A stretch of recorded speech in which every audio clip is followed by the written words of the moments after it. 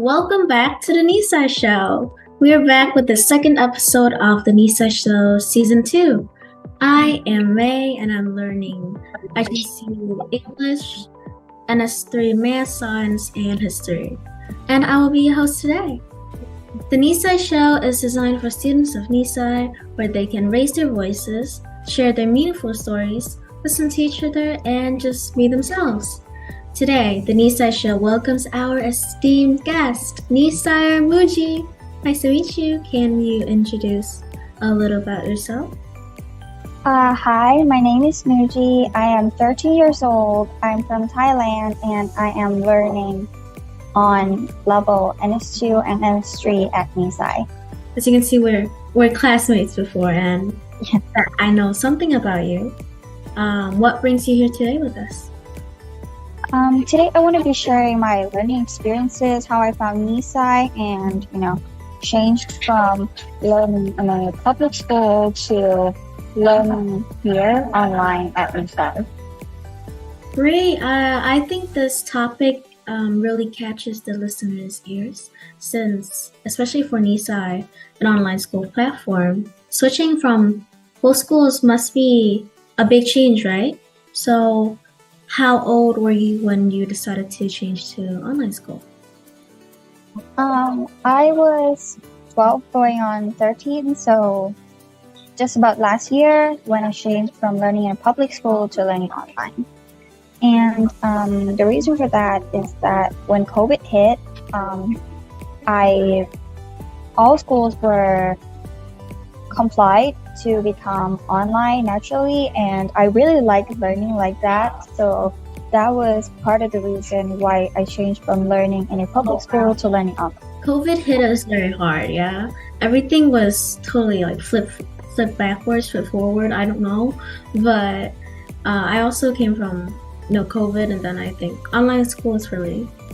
So, can you share some of the challenges you faced when you make the shift from online schooling, and how you overcame them? I think it was like the responsibilities, because we have to be responsible and we have to think very smartly, and we have to accept our own choices and take actions for what have been done. So I guess that the way I overcame it was that I try to not get distracted and always stay on track and be myself. Right. I think learning online may have some really distractions, since you have your classroom there, and then you also have your some web browsing. So it must be quite hard to stay focused on just one thing, right? I mean, sometimes I do get distracted, but I always try to get myself back on track and back to the important thing every single time I do, as fast as I can. So yeah, it's very important.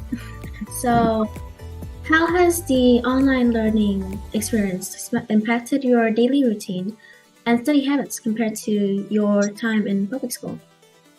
I think that I see Nisai and I set it as my number one priority, since I have my schedule set out, and I always try to, and out of sight of Nisai classes, I go do my other responsibilities and the things that I'm interested in and stuff like that. Yeah, because I heard that you also travel a lot, right? So Nisai might have give you the chance to have a flexible schedule. Yes. I travel pretty frequently, so Nisai is a very good choice for me, and it's very convenient. Yeah, I can see that. Well, are there any specific subjects or courses that you find more suitable for online learning? And why do you think that? Me personally, I think that what matters more is how the learner receives the information and how the teacher teaches the subject. So I guess most subjects nowadays can be taught online, and many people find it convenient that way. But for me, I think that if it's learned correctly or taught correctly, online or offline doesn't matter as much as the correct information, the accurate information, and how it's effective and how it can be adapted to daily use. Right. I think it's all up to you, you know, your choice, it's your responsibility. In what ways has the online school environment allowed for more a personalized or tailored learning experience for you? For me, I think that it's, we can choose the subjects that we want to learn and choose the time and place that we want to learn online. And, if we want some extra knowledge at Nisai, we have the extracurricular sessions and the clubs and stuff like that. So I really love how Nisai has that, because it really, makes our skills and knowledge, it expands it. And I really love the fact that they do this, and it just really improves our skills. Yeah, I think I find myself improving when learning with Nisai, since I learn what I like, and if I don't like it, I still want to learn it since it's for my own use. So the tailored learning experience is very, very nice. And besides that, have you discovered any unexpected benefits or advantages in your academic performance since transitioning to online education? Since I've seen you talk a lot about the positives. Yeah, I think so. I do discover many benefits. I think that I have become more fluent in English, because before this, I didn't really have much people to talk to me in English and stuff. So I'd say that Nisai has improved my English a lot, both in writing and speaking, listening, it just like overall. And also, I think that it's about socializing also, because I have had many new friends here at Nisai, and I am more confident to speak up and, be myself around other people. I really like that. Yeah, I could see talking to you, you're very being yourself. I could say you're very down to earth, and I really like that. It's very comfortable talking to you. Yeah, and are there any specific resources or tools in the online school platform that you find particularly helpful for your learning journey? Oh, there are many, because Nisai offers a lot, and I think that the life lessons are the best part, because you can engage with your peers, and you can talk to the teachers, and you can ask questions when you want to. It's just it's super good. And if you want to revise and do some revision on the subject, or if you want more details on what you have learned, you can check the recordings on the website also. I think that's really cool. And the extracurricular sessions and the clubs, as I've said before, it really enhances our skills, and it makes us gain extra knowledge about the thing that we want to know about. I really like that. Yeah, same. I like it too. And also, in the classroom, you don't need to use you don't have a video camera, since I think that's very helpful, because we don't always look our best, and then people are insecure about certain things, right? So if you enter a Nisai class, you're all equal. You're all equal in skills, and you're all equal in every aspect of yourself. Yeah, I think that's the best part of Nisai. They're very inclusive. When I was attending Nisai I've been attending Nisai for quite a few years now, and I don't know why, but people around me sort of did you pick up an accent?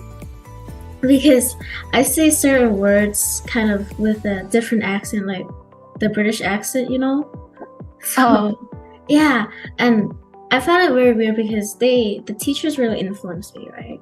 And I think I love that because I was able to pick up a lot and then learn a lot. Yeah. Well, yeah. Looking back, what advice would you give to students considering a similar transition from public school to online learning? I think for me personally, this works for me is that I think this also goes for everyone, is always to be responsible, check your assignments and always be on time, just be smart, be responsible. And I would really, I think that it's very interesting that a lot of people are like interested in online learning, and I just really think that online learning, it requires a lot of responsibility, and so, but you'll get used to it. You'll do your best. You just do your best and always try to be yourself. Yeah, you think about, the greater picture, since if you don't do this, then, it will result to this. So, I gotta prepare myself first. What strategies do you employ to stay motivated and focused on your virtual learning setting? For me, I would say that, I don't really get distracted often because I'm really interested in everything I learn. So I find it really easy to focus. But if I have to offer you a strategy, I would say that like in Nisai classes, 30 minutes for me, it's like a pretty short time and it's not, too long. So if you focus on those 30 minutes and listen to the teacher and engage in the activities, you can gain the knowledge at its fullest, and you don't have to be coming back and doing the work the second or the third time to just understand the topic you're learning. So yeah, I think that is very useful for the listeners out there. And during individual works, I always turn up some music so I can stay motivated. Yeah, I turn up Arctic Monkeys. Really like that. I really like listening to music while I'm working, but sometimes I prefer to have it off because some work is just too important to be focusing on the music. So. Yeah, because you always find yourself at the point where you're just singing along to music, and then your work is not your work anymore. Yeah, homework paused. Yeah, so I find that instrumental music is very useful. You can listen to artist songs, but just the instrumentals. Yeah, that's like very cool. Yeah.